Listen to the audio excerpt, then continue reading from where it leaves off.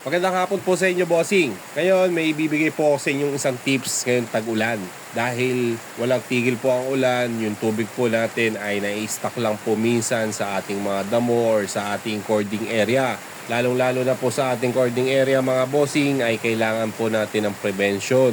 Lahat po ng alaga po natin dyan, kaya nagbibigay po ako ng Sulfar QR. Half lang po ang binibigay ko, bossing, para lang po ma-prevent po natin sila sa mga diarrhea, yung salmonella natin tinatawag, yung mga dumi po na nakukuha sa tubig. Pag minsan na iinom po nila, hindi po natin maiwasan yan, kaya nagkaka-infection po sila.